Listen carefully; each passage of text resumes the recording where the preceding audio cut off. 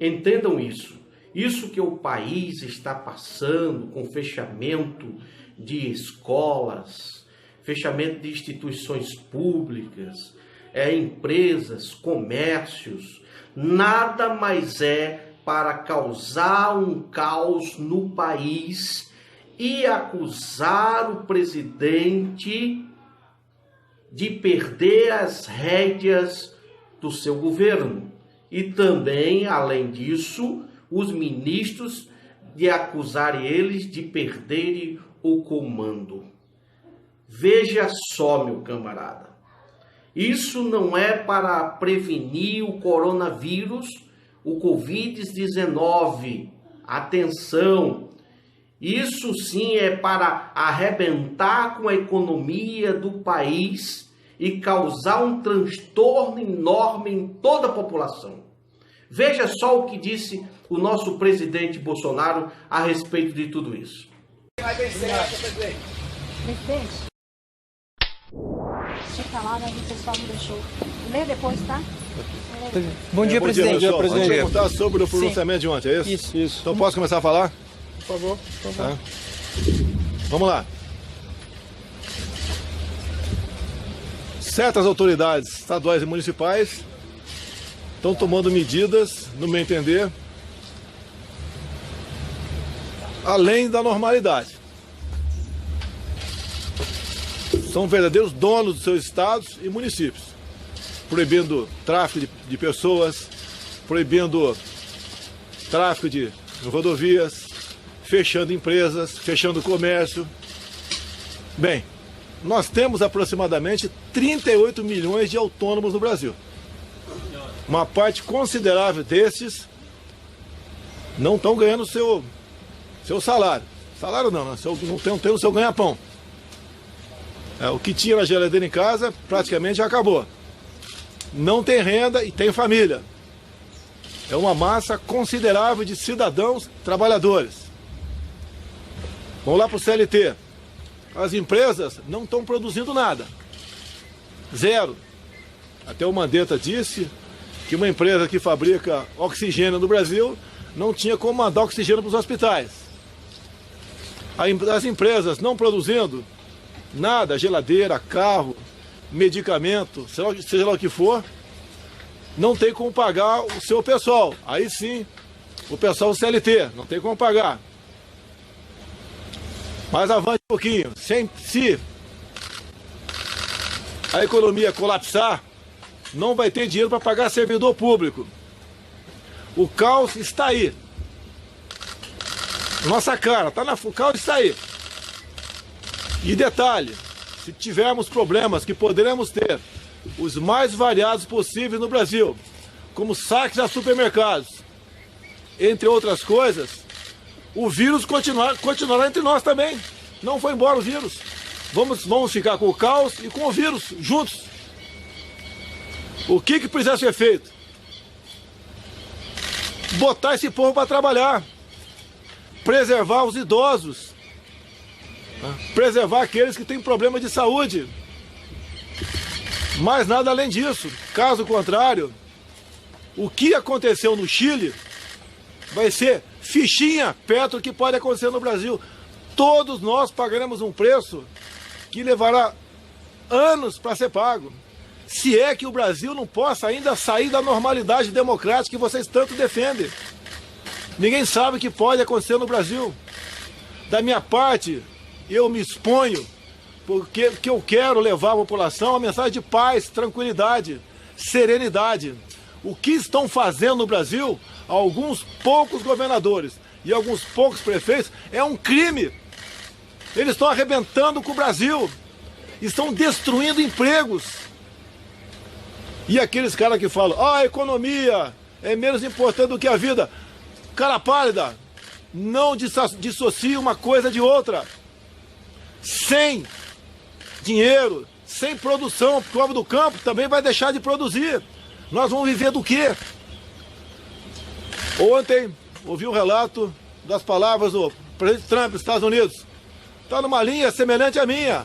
Obviamente, um país bem mais poderoso do que nós, É um país que tem uma cultura diferente, uma educação diferente da nossa. E pelo que tudo indica, ele vai abrir a partir de hoje, reabrir, né, os postos de trabalho. Se nós colocar em nosso colo o problema do vírus, que esse vírus, inclusive, né, eu queria que não matasse ninguém, mas outros vírus mataram muito mais do que esse, não teve essa comoção toda. Se ele não fizer isso lá e se nós não fizermos aqui, será o caos, será o fim dos Estados Unidos e fim do Brasil. Ele já anunciou via FDA, né, a sua Anvisa de lá, a liberação para alguns casos da cloroquina, esse remédio que nós temos aqui, produzidos por empresas farmacêuticas e também por laboratórios químicos farmacêuticos do Exército e da Aeronáutica. É a maneira de enfrentar isso daí. Eu apelo a você da imprensa. Estou vendo aqui que estou apoiando direto. Não estou preocupado com a minha popularidade. Eu tenho uma missão de 4 anos. Se vai ser 8, a gente vai ver em 22. Deus e o povo vão decidir. Nós temos que tomar decisões nesses momentos difíceis. Não é eu procurar a mídia e ter um discurso de calamidade, né, de histeria, como se eu fosse o pai de todos os brasileiros. Eu sou o pai, entre aspas, para conduzir o destino do Brasil. Né? Mas ser o paizão, o papaizão de todos. Não, eu tenho que seguir João 8,32. A verdade acima de tudo. Alguns poucos governadores, não são todos, especial Rio e São Paulo, estão fazendo uma demagogia barata em cima disso, para esconder outros problemas. Se colocam junto à mídia como salvadores da pátria, como o Messias que vai salvar os seus estados e o Brasil do caos. Fazem política o tempo todo. Não é esse o caminho que o Brasil deve seguir. Povo brasileiro, esqueça se você não gosta de mim. Olha a realidade. Faltou falar, quando eu falei de autônomos e do pessoal CLT, acho que não falei do servidor. Vai faltar dinheiro para servidor também. O caos está aí. Brasileiros, acordem para a realidade. Não temos eleições gerais esse ano. Tem para prefeito e vereador que eu estou fora dela. Se nós não acordarmos para a realidade, daqui a uns poucos dias, deixo bem claro, poucos dias, poderá ser tarde demais. Presidente, o próprio... Não adianta governador depois vir pedir GLO para mim, porque não teremos gente o suficiente para conter o caos que, infelizmente, já aparece no horizonte. Mais uma coisa?